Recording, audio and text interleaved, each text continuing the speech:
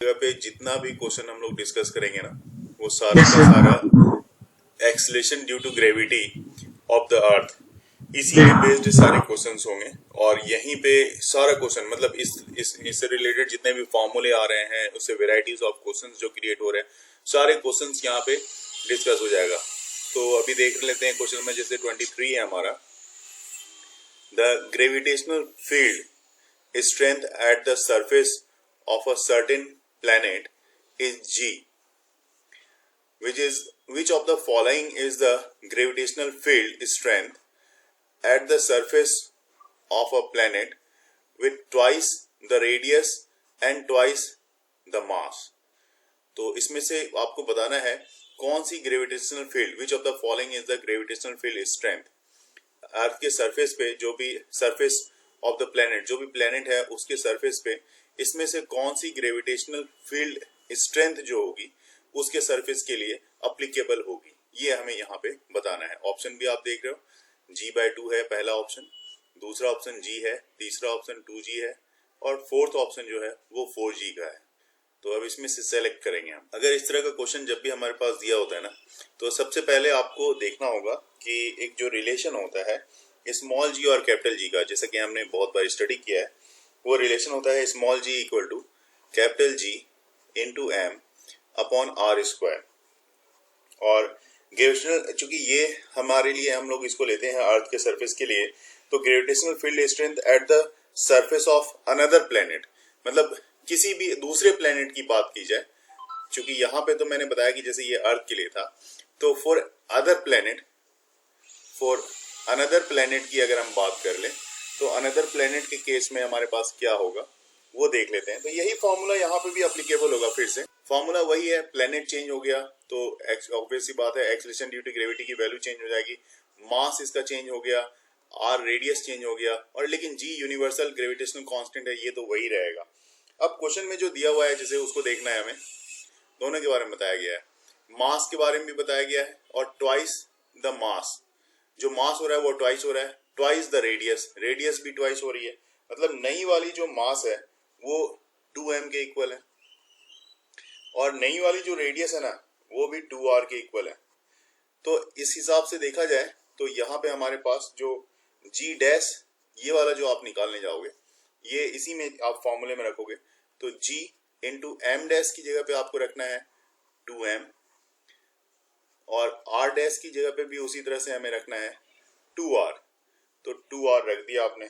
और लेकिन यहाँ पे 2r का स्क्वायर हो जाएगा, क्योंकि फॉर्मूले में ही हमारे पास स्क्वायर का पार्ट बता रहा है, तो स्क्वायर हो जाएगा। तो ये हो जाएगा आपके पास, सॉल्व करके देखोगे तो g into 2m upon 4r square है ना।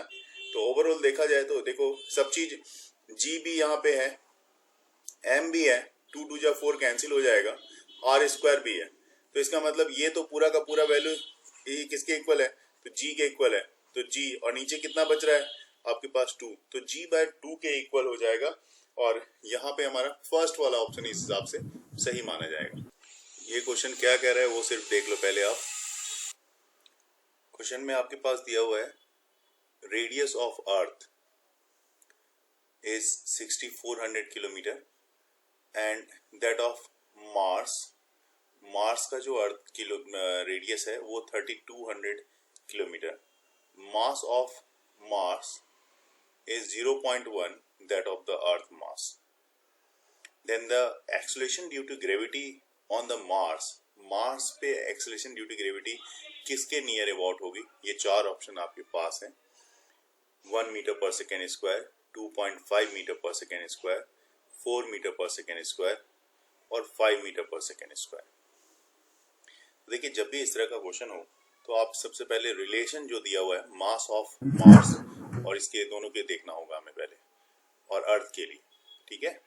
सबसे पहले तो ये दोनों acceleration due to gravity on earth के लिए, और फिर एक्सलेशन ड्यू टू ग्रेविटी जो है मार्स के लिए, दोनों के लिए आपने, अरे यार सर मैंने स्क्वायर ना, तो ये equation 2 this one divided by 1, तो ऑब्वियस सी बात है आपके पास gm/ge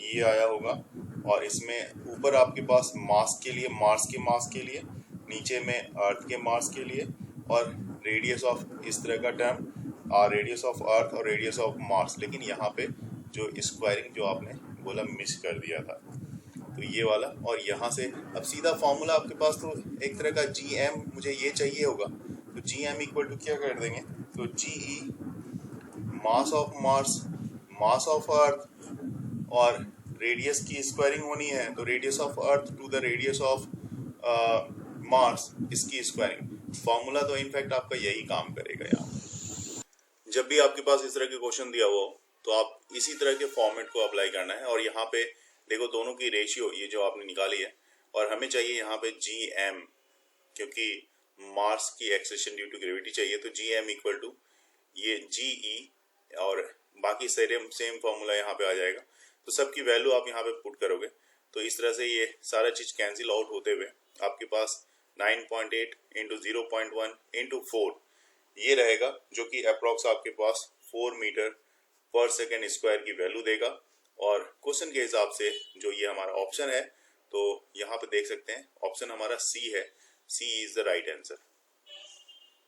कि mass of the body is m on the surface of the earth and the Yes, sir. same body on the surface of the moon। तो ये तो हमने पढ़ा है हम लोगों ने कि 1/6 होता है वहां पे, है ना, जो भी बॉडी की वेट होती है अर्थ पे उसका 1/6 हो जाता है, क्योंकि एक्सेलेरेशन ड्यू टू ग्रेविटी जो होती है मून पे वो क्या होती है, वो 1/6 हो जाती है अर्थ पे जितनी होती है। अर्थ पे अगर जी होती है तो मून पे g/6 होती है।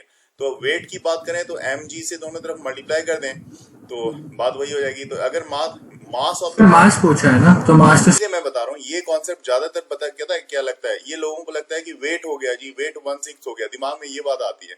लेकिन बात यहाँ पे मास की है, तो mass is remain same for all the part, हर जगह पे मास सेम होता है। तो ये वाला पार्ट बिल्कुल सही आपने सिलेक्ट किया। ज्यादातर गलती यहाँ पे होती है, जो मास को वो लोग वेट की तरह कंसिडर करके इसको सॉल्व करने की कोशिश करते हैं। सिर्फ एक जगह यहाँ पे जब हम सॉल्व करते हैं ना, तो हमारे पास एक ही गलती होती है। वो गलती क्या होती है, जैसे क्वेश्चन में दिया हुआ है कि अर्थ सडनली श्रिंक्स बाय 1/3, तो 1/3 ऑफ इट्स प्रेजेंट रेडियस। मान लो कि आपकी प्रेजेंट रेडियस रही होगी आर की, ठीक है, आर की रही होगी, और इससे 1/3 अगर ये श्रिंक कर जाता अच्छा, है तो तो वो ये 2/9 हो जाएगा।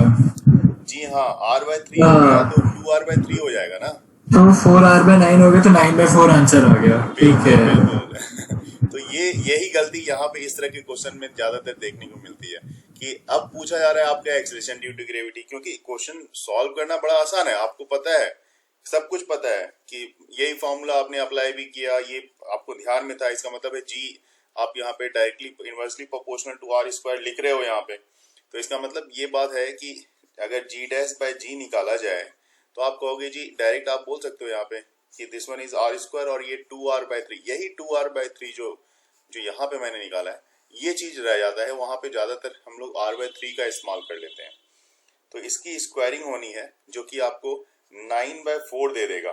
तो g' जो आएगा यहाँ से अगर देखा जाए तो g' इक्वल टू यहीं से आपके पास g' इक्वल टू आ जाएगा 9/4g, जो कि आपका ये फोर्थ वाला आंसर मिलेगा आपको। जो क्वेश्चन नंबर 27 है बिना ऑप्शन का, खैर मैं ऑप्शन दे दूंगा, ऐसी बात नहीं है। क्वेश्चन क्या है, अ स्फेरिकल प्लेनेट जिसकी मास आपके पास दी हुई है m और डायमीटर दी हुई है capital D, a particle of mass small m is falling freely near the surface on this planet, इसी प्लेनेट पे ये गिर रहा है, will experience acceleration due to gravity. वो क्या acceleration due to gravity experience करेगा, 4 ऑप्शन में यहाँ पे दे रहा हूँ, एक्ट कर रही है ना इस पे, तो वो फोर्स आपने लिखा होगा F इक्वल टू जो फोर्स है G मास ऑफ जो पार्टिकल है अपॉन M अपॉन dP, और ये जो है dP बाय 2 इसका स्क्वायर, क्योंकि रेडियस का स्क्वायर करना है तो डायमीटर का हाफ करना पड़ेगा आपको। तो जो एक्सेलेरेशन होती है एक्सेलेरेशन ड्यू टू ग्रेविटी, उसको g से लिखें, तो g इक्वल टू आपने लिखा होगा F/m, और F जो है वो यही फॉर्मूला है g/mp अपॉन ये कैंसिल हो जाएगा, स्मॉल m तो कैंसिल हो जाएगा, इसलिए मैं उसको लिख ही नहीं रहा यहाँ पे। तो ये सिर्फ dp/2 का स्क्वायर आ रहा है, तो यही स्क्वायर आ रहा है, तो ऊपर ये 4 हो जाएगा, ऊपर आ जाएगा 4, तो ये आ जाएगा आपके पास 4GMP अपॉन DP इसका स्क्वायर। तो इस हिसाब से जो आप फर्स्ट वाला बोल रहे हो बिल्कुल सही, फर्स्ट वाला आंसर होगा इसका। ई पार्ट होगा क्योंकि स्ट्रेट फॉरवर्ड आंसर है। One can easily weigh the earth by calculating the mass of the earth using the formula. तो बिल्कुल सही आपने बी पार्ट बताया, बिल्कुल सही बी ही होगा इसका, क्योंकि मास ऑफ अर्थ के लिए तो यही डायरेक्ट फॉर्मूला लिखते देते हो आप वहां पे, mass of earth equal to small G by capital G. चूंकि जी से ही ये रिलेशन आया हुआ है, अगर मैं पहले जी लिख दूं तो जी इक्वल टू आपके पास जो फॉर्मूला आपने लिखा है उसी से फॉर्मूला ये आया हुआ है, capital G mass of earth upon R E का स्क्वायर। ये वाला पार्ट आता है आर ई का स्क्वायर, और यहां से अगर एम ई निकालोगे तो m e equal to g, small g अब ऊपर चला जाएगा यहाँ पे, और इनटू में आर ई का स्क्वायर तो है ही, और अपॉन में कैपिटल जी इसके डिनोमिनेटर में आ रहा है। तो बिल्कुल बी वाला पार्ट बिल्कुल सही आपने बताया यहाँ पे। इस क्वेश्चन में आपके पास डायरेक्ट दिया हुआ है कि assuming the earth is a sphere of radius R with uniform density, the distance from the its centre at which the acceleration due to gravity is equal to g by 3. g is the acceleration due to gravity on the surface of the earth. तो यहाँ बताया जा रहा है कि ये g by 3 है। अगर ऐसा हो अर्थ कुछ डिस्टेंस पे है ना, with uniform density, the distance from the center of the earth के सेंटर के डिस्टेंस से कुछ ऐसा एक पॉइंट मिल रहा हो जहाँ पे भी आपकी acceleration due to gravity g by 3 आ रही है, तो वो डिस्टेंस क्या होगी वो हमें यहाँ पे बताना है। और चार ऑप्शन है, r/3, 2r/3, r/3, r/3 2 times है, इसको मैं चेंज कर देता हूँ थोड़ा, और लास्ट है r/4। तो इस तरह से चार ऑप्शन आपके पास दिया हुआ है। तो एक लास्ट ऑप्शन जो मैं यहाँ पे बता रहा हूँ इसको मैं थोड़ा चेंज कर देता हूँ, इसको 2 कर देता हूँ, ये ज़्यादा अच्छा रहेगा। इसको 2 कर देता हूँ, और ये सब ध्यान रखें रेडियस ऑफ अर्थ है, अगर ये अंडरस्टूड है कि ये रेडियस ऑफ अर्थ को रिप्रेजेंट कर रहा है। सर ये पार्ट आंसर है क्या वैसे? Acceleration due to gravity at a distance r from the centre of the earth. तो ये देखा जाए तो ये तो आपको पता है फॉर्मूला, पूरे इसमें फॉर्मूला एक ही यूज कर रहा हूं मैं, G M dash upon are square.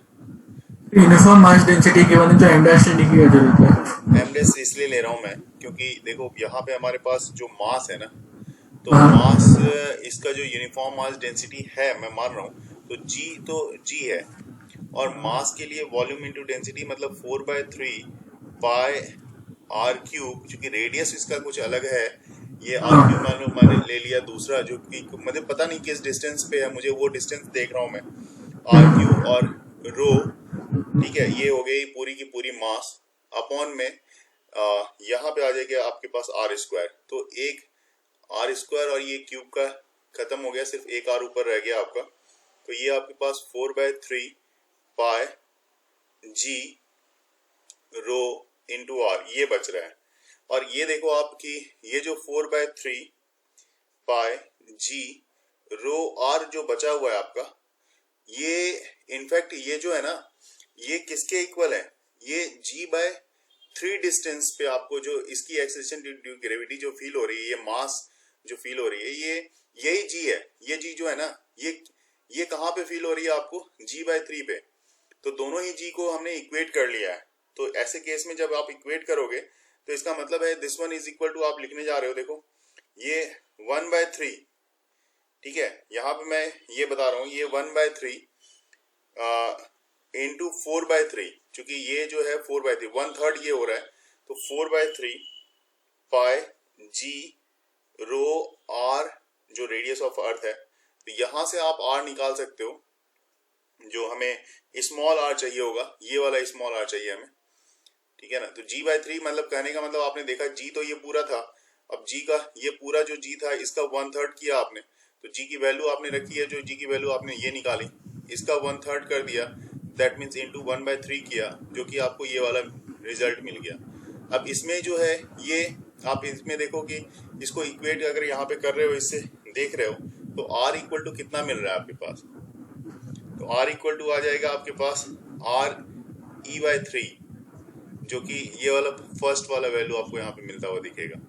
देख लो एक सर, बार। पर फिर भी सर वो क्यों चेंज हो ये रहा है कि अगर हमारा अर्थ ये है, ये अर्थ है, तो अर्थ के सरफेस के अंदर यहाँ पे तो जी है वैल्यू, ठीक है। अब सरफेस के अंदर इस पॉइंट पे हो सकता है g/3 हो, तो ये इसकी जो डिस्टेंस यहाँ से यहाँ तक की रही हो, ये r की रही हो, तो ये हमें r पे जो ये डिस्टेंस रही है, ये g/3 इस जगह पे दिखा रहा है। तो हमें वो चीज फाइंड आउट करना है। तो यहाँ पे ऑब्वियसली बात है कि अगर आप एक अलग सा स्फेरिकल बॉडी कंसीडर करना पड़ जाएगा हमें, जिसका रेडियस स्मॉल r है, जी। उसके मास में तो फर्क पड़ जाएगा ना, तो इसलिए मास तो हमें डिफरेंट लेना पड़ेगा। डेंसिटी तो हमने सेम लिया, डेंसिटी में कोई चेंजेस मैंने नहीं किया है। ठीक है, ठीक है। क्रिटिकल क्वेश्चन है, और क्वेश्चन में देखो क्या दिया हुआ है। Question number 30, an astronaut on a strange planet find that acceleration due to gravity is twice as that on the surface of the earth, which of the following could be explain this. क्या explain करेगा ये? पहला, both the mass and the radius of the planet are half as that of the earth. दूसरा, radius of the planet is half as that of the earth, but the mass is the same as that of the earth. Third, both the mass and the radius of the planet are twice as that of the earth. And last, D, mass of the planet is half as that of the earth but radius is same as that of the earth. तो इसमें से क्या इसको explain कर रहा है? Sir multiple choice हो सकता है क्या? इसका ऑप्शन हमारा ए वाला था, ये था। बताया, बिल्कुल सही आपने बताया, और क्लियर आपने इसको एक्सप्लेन भी किया है। चलिए क्वेश्चन नंबर 31 में इसको किस तरह से देखा आपने, वो भी देख लेते हैं। इधर G इक्वल्स टू Jm/r के r² लिखा, m में वैल्यू डाल दी, वॉल्यूम में डेंसिटी के टर्म में, और शिफ्ट ऐसे लिखा आपने। और इसके बाद आपने बोला कि g/r² आप अलग रख लो और m की वैल्यू डाल दो, जैसे पिछली बार हमने किया था 4/3 इंटू रो, ये वैल्यू आपने डाल दी। और रो डेंसिटी ऑफ अर्थ ही है, यहाँ पे फिर से आपने ये कैंसिल भी किया है। तो और यहाँ से रो की वैल्यू आप निकालोगे, रो इक्वल टू आपके पास आ गया 3g, जो कि 3 इधर चला जाएगा इसके प्रोडक्ट में, और तो 3g, बाकी सारा का सारा पार्ट नीचे आ जाएगा, मतलब 4πr ये सब नीचे आ जाएगा। तो 4πr ये वाला पार्ट जो है आपका नीचे आ गया, और एक g भी है इसमें, है ना, तो ये g भी है इसमें, तो ये वाला भी इसमें आ गया, जो कि उस हिसाब से आपका डी ऑप्शन आपने बता दिया। बिल्कुल सही आंसर है आपका, बहुत सही। बॉडी का मास दिया हुआ है, body mass 500 gram thrown upward from the surface of the planet with velocity 20 metre per second, मतलब ये u दी हुई है, reaches back to the surface of the planet after 20 second. ठीक है, तो ऐसे केस में आपको क्या करना पड़ेगा? आपको पता है कि एक फॉर्मूला होता है s equal to ut plus half at square. तो यहाँ पे आप लगा दो h equal to ut plus half gt square. ये फॉर्मूला अगर आप लगाते हो तो देखो h जो है जहां पे से फेंका आपने, वहीं से फिर वो पार्टिकल वहीं पे आ गई, जो बॉडी है वो वहीं पे आ गई, तो डिस्प्लेसमेंट तो यहाँ पे 0 हो गया। तो u 20 है और टाइम भी 20 का लग रहा है, 20 सेकेंड का लग रहा है। ठीक है, टाइम भी 20 का लगा, तो प्लस हाफ, चूंकि आपने ऊपर की तरफ प्रोजेक्ट किया था तो यहाँ पे एक्सेलरेशन ड्यू टू ग्रेविटी जो है -g ले रहे हो आप, और इनटू टाइम का स्क्वायर मतलब 20 का स्क्वायर। ठीक है, अब ये देखो, ये अगर इसको देखा जाए तो ये जो होगा ना आपका, इसको माइनस में आ रहा है ये वाला टर्म्स, तो इसको आप उस तरफ लेके चले जाओ, प्लस में आ जाएगा। तो हाफ इंटू जी इंटू, यहाँ से देखा जाए तो ये 20 का स्क्वायर, दिस वन इज 20 का स्क्वायर आ जाएगा। अभी मैं कुछ नहीं कैलकुलेट करूंगा, और इस तरफ भी 20 इंटू 20 का है, तो इसको मैं 20 का स्क्वायर लिख देता हूँ, कोई दिक्कत नहीं, ताकि ये वाला जो टर्म्स है ना हमारे पास, ये वाला कैंसिल हो जाए, और सीधा हमारे पास यहाँ पे g इक्वल टू जो हमें मिले वो 2 मीटर पर सेकेंड स्क्वायर मिल गया। अब बात होती है वेट की, तो w इक्वल टू mg तो सबको पता है। तो मास आपने देखा यहाँ पे मास कितना है, तो मास 500 ग्राम का है, तो मतलब 0.5 इंटू 2, चूंकि एक्सेलरेशन ड्यू टू ग्रेविटी आ गई 2 की, तो एक इस हिसाब से 1 न्यूटन की वैल्यू ये दे रहा है। तो इस हिसाब से ये डी वाला ऑप्शन आपका यहाँ पे सही होगा। इसमें क्या कर रहा है मैं रीड कर देता हूँ, बाकी आप सॉल्व करके देखो एक बार। A body is thrown upward from the earth surface with velocity 5 meter per second and from a planet's surface with velocity 3 meter per second. Both follows the same path. What is the acceleration due to gravity on the planet? Planet पे की acceleration due to gravity क्या होगी? Answer भी दिया हुआ है option 2 metre पर second square, 3.5 metre पर सेकेंड स्क्वायर, 4 मीटर पर सेकेंड स्क्वायर एंड 5 मीटर पर सेकेंड स्क्वायर। जब भी इस तरह का क्वेश्चन होता है कि आपसे पूछा जा रहा है कि एक्सेलरेशन ड्यू टू ग्रेविटी मांगा जा रहा है, और देखो मजे की बात क्या है कि वो सेम पाथ फॉलो कर रहा है। जब पाथ सेम फॉलो कर रहा हो और आपने पूछा टाइम की बात, तो मैंने बोला कि जी टाइम नहीं है तो मैं क्या करूं इसमें, तो इसका मतलब है कुछ चीजें ऐसी हैं जो कि सेम हो रही है, मतलब कांस्टेंट है।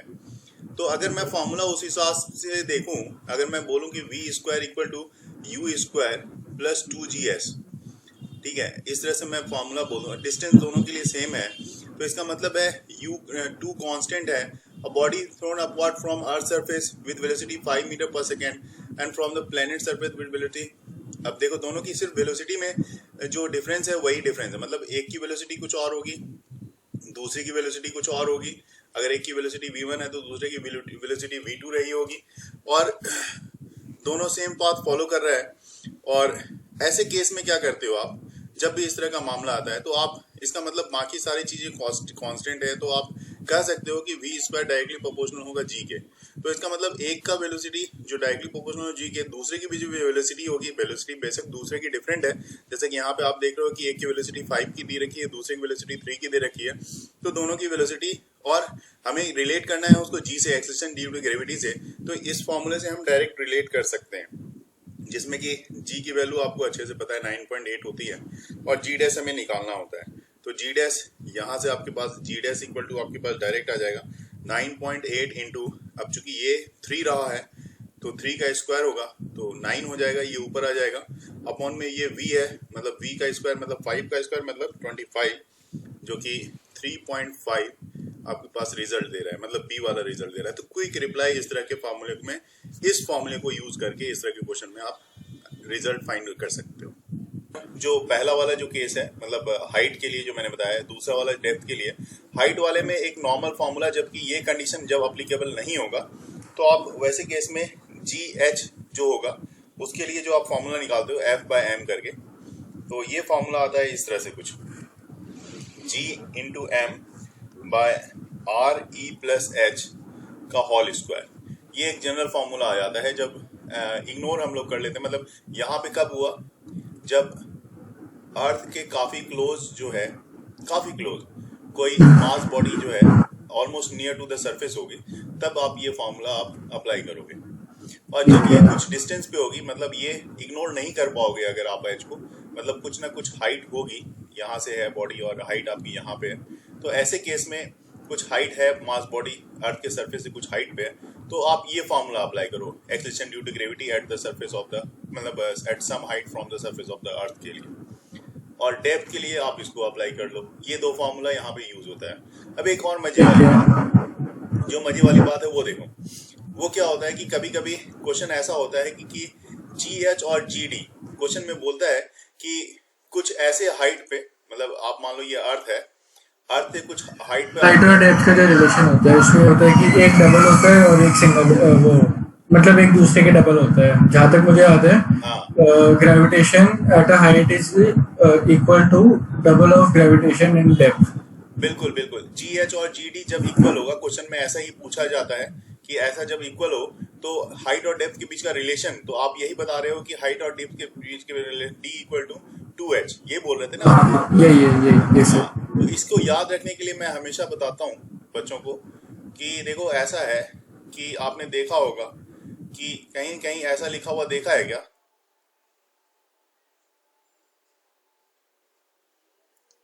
जो डिश टीवी वगैरह में, वीडियोकॉन डिश टीवी में ऐसा लिखा होता है D2H। हाँ। ये देखो D equal to 2H, height और डेप्थ के बीच का रिलेशन है। ठीक है। इनफैक्ट कभी कभी मुझे लगता है ये कॉन्सेप्ट कहीं इसी से तो नहीं लिया गया कि मतलब जितने हाइट पे और इतने डेप्थ तक का भी ये सैटेलाइट को कवर कर रहा है, बहुत बड़ी बात है। ये पहला क्वेश्चन है acceleration due to gravity below and above the surface of the earth के लिए, फॉर्मूला तो हमने देख लिया। तो क्वेश्चन नंबर 34 है the acceleration due to gravity at height 1 kilometre above the surface of the earth is same as that a depth d below the surface of the earth. Then अब मुझे तो पता है कि अभी हमने बहुत सारे रिलेशन भी देखा था, शायद वो उस रिलेशन से ये कुछ इन्फ्लुएंस्ड हो क्वेश्चन, तो बहुत अच्छी बात है, ये जल्दी हो जाएगा. तो सॉल्व करने की जरूरत नहीं है क्योंकि हमने पता लगा लिया है d इक्वल टू 2h. तो हाइट आपके पास दी हुई है 1, हाइट 1 दी हुई है, तो 2 इंटू 1 अगर आप करोगे तो 2 kilometre, d equal to 2 kilometre, मतलब डेप्थ जो होनी चाहिए वो 2 किलोमीटर की होगी. सी वाला पार्ट बिल्कुल सही है. क्वेश्चन जो है वो मैं रीड कर रहा हूँ यहाँ पे. The depth at which the value of acceleration due to gravity becomes 1 by n times the value of the earth surface is, जहाँ की r is the radius of the earth है, तो ये पूरा का पूरा मतलब n by minus 1 है, और ये d equal to r n minus 1 और होल पे पावर बाय पे n है, ये समझा जाएगा. n minus 1 अपॉन n पूरे पे है, तो और ये भी d equal to r n minus 1 by n, same d equal to r square n minus 1 by n.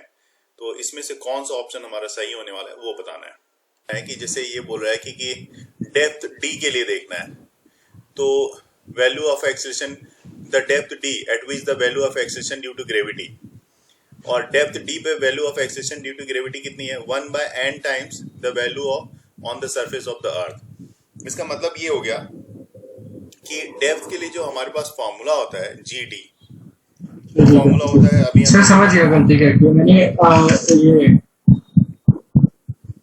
मैंने थोड़ा सा गलत किया है. ठीक है, गलती नहीं की सर, है ना. अब ये हाँ बिल्कुल ठीक है, कर लो उसको. ठीक मैंने है, क्वेश्चन जब आप इसको इस तरह से लिख लोगे g by n, क्योंकि ये n टाइम्स हो गया है, इसका आंसर आ रहा है r into n minus, g और g कैंसिल हो रहा है, तो 1 by n तो आ गया, 1 by n equal to 1 minus d by r, ये तो आपका भी आया होगा. तो d by r equal to आपके पास यहाँ पे आ गया होगा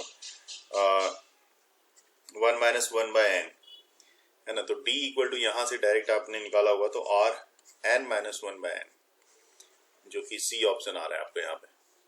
जैसा ये कह रहे हैं यहाँ पे, if the r is the radius of the earth, then the height above the earth surface at which the acceleration due to gravity decreases by 20%. तो ये तो हमें पता है. सर कर रहा हूँ सर, समझ गया हूँ, बेसिकली मैं कर रहा हूँ. करो फॉर्मूले के हिसाब से GH by G, ना r स्क्वायर कॉमन लेके कट कर सकते भाई ये तो फॉर्मूले से होता है GH by G equal to r square by r plus h का होल स्क्वायर. लेकिन क्वेश्चन के हिसाब से जैसा ये कह रहा है कि 20% डिक्रीज हो रहा है, तो क्वेश्चन के हिसाब से GH जो है आपका वो आ जाएगा G माइनस, मतलब G में 20% डिक्रीज हो रहा है, तो 20 by 100 ऑफ G, ये क्वेश्चन के हिसाब से आपके पास दिया हुआ है. मतलब ये कह सकते हो आप, दिस वन अगर LCM लिया जाए तो आप लिखोगे 80 by 100 इंटू G, जो कि 4 by 5 G के इक्वल होगा, 4 by 5 टाइम्स ऑफ G. ये घट के इतना हो गया, पहले G था, अब 20% डिक्रीज हुआ, मतलब 4 by 5 टाइम्स वो G के हो गया. तो यहाँ पे इसका मतलब ये जो G by GH है ये हो गया आपके पास 4 by 5. अब आप इसकी जगह पे डायरेक्ट आप लिख सकते हो, या तो आप इस GH की जगह पे 4 by 5 लिखोगे तो G और G कैंसिल हो जाएगा, तो फिर भी आपके पास 4 by 5 बचेगा. और this one is equal to r square upon r plus h का होल स्क्वायर. तो जैसा कि मैंने बताया कि दोनों ही तरफ एक साथ स्क्वायरिंग रूट करोगे तो ये पूरा का पूरा इधर दोनों का स्क्वायर हटा दो तो इधर ये स्क्वायर रूट में आ जाएगा. तो नेक्स्ट स्टेप में ये आप ऐसा लिख सकते हो, square root of 4 by 5, this one is equal to r by r plus h. तो 4 का जो स्क्वायर रूट होगा वो तो आपको अच्छे से पता है 2 होगा, नीचे 5 का तो रूट 5 रह जाएगा, और this one is equal to r by r plus h. तो अब सिर्फ कैलकुलेशन का पार्ट है, तो उसको देख लेते हैं आगे कैसे इसको लेके चलना है. तो इसको क्रॉस मल्टीप्लाई, इसको इससे और इसको इससे, तो रूट 5r और ये हो जाएगा 2r प्लस 2h. तो 2r plus 2h equal to root 5r. तो 2h इक्वल टू कितना आ जाएगा, रूट 5r, मतलब रूट 5 माइनस 2r. ऐसा कर सकते हो क्योंकि r आप कॉमन ले सकते हो यहाँ पे. तो हमें h देखना है, तो h इक्वल टू हो जाएगा root 5 minus 2 into r upon में 2, और सेपरेट किया जाए तो आप इसको √5/2 -1 इंटू आर, जो कि एच की वैल्यू को दे देता है इस तरह से। तो हमारे पास उस पॉइंट ऑफ व्यू से जो ऑप्शन है √5/2 -1 इंटू आर, तो फर्स्ट वाला ऑप्शन हमारा सही है। इसी तरह से आपने भी अप्रोच किया होगा। देखिए, मोस्टली इस तरह के क्वेश्चन को देख के हमें ये लगता तो जरूर है कि इसमें बहुत सारे क्वेश्चन हो सकते हैं, बहुत सारे जो इसके ऑप्शंस हैं वो सही हो सकते हैं, लेकिन अगर आप ध्यान से पढ़ोगे तो ग्रेविटी ट्वाइस है सरफेस ऑफ अर्थ की, तो आपको यहाँ पे देखना है जो भी स्ट्रेंज प्लेनेट पे ये एस्ट्रोनॉट उतरा है बेचारा, उसकी acceleration due to gravity is twice as that of the surface of the earth. तो एक्सेलरेशन ड्यू टू ग्रेविटी मतलब जी जो है वो डबल हो रही है। तो विच of the following could be explain. तो देखो, जी इक्वल टू फार्मूला होता है Gm/r², ये होता है ना। तो ये जो फार्मूला होता है, तो इसके पॉइंट ऑफ व्यू से आप देखोगे यहाँ पे both mass and radius of the planet are half. अगर मास को हाफ कर रहे हो तो m/2 लिखोगे, रेडियस को हाफ कर रहे हो तो r/2 लिखोगे। तो अगर इसकी स्क्वायरिंग करनी पड़ेगी ना यहाँ पे आपको, तो यहाँ पे जब आप स्क्वायरिंग करोगे तो ये क्या हो जाएगा, देखो इस g को तो ये कांस्टेंट है, इसको भूल जाओ आप। अब इस दोनों में देखो तो m/2 तो इधर है ही, और ये हो जाएगा 4/r, ऐसा हो जाएगा, जो 2 × 4 हो जाएगा। तो m/r रह गया और g है ही, तो Gm/r तो आपके पास है ही, है ना। और ये आपके पास एक बच रहा है जो एक्स्ट्रा पार्ट, वो 2 बच रहा है, 2। तो g की वैल्यू जो न्यू जो वैल्यू आ रही है g की, वो 2 टाइम्स ऑफ g के है ना। तो ये ऑब्वियसली बात है, ये फर्स्ट वाला ऑप्शन हमारे पास यहाँ पे क्लियर हो रहा है, पहला वाला ही सही है, इसलिए हमें दूसरे को देखने की कोई जरूरत नहीं है, क्योंकि यहाँ मल्टीपल चॉइस आंसर की बात ही नहीं की जा रही है। तो first is the right answer. Okay, तो हमारे जितने भी व्यूअर्स हैं उनको मैं ये बताना चाहूंगा कि 1 बाय 1 सारे जो मैंने क्वेश्चन डिस्कस किए हैं उसको प्रॉपर आप देखो। आपके देखने से ही आपको ये बहुत हद तक, आप जो ग्रेविटेशन के जो क्वेश्चंस हैं, कोई भी क्वेश्चन अगर किसी भी बुक से आप अगर उठाओगे तो आपको सॉल्व होता हुआ नजर आएगा, क्योंकि यहाँ पे जितने भी क्वेश्चंस को मैं एक पार्ट वाइज में सॉल्व करता जा रहा हूँ, वो आपके लिए बहुत ही इफेक्टिव वीडियोज हैं, जिसके लिए आपको कभी बुक पलटने की जरूरत नहीं पड़ेगी, और आपके जितने भी क्वेश्चंस हैं वो सॉल्व होते चले जाएंगे, और एक अच्छा कॉन्सेप्ट भी आपको यहाँ पे मिलेगा। तो होपफुली कि आपको बहुत ही अच्छा लगा होगा। तो आप कमेंट भी करना इस पे, जो भी आपको कमेंट करना हो, मतलब अच्छे कमेंट करना। चलिए, thank you so much all of you.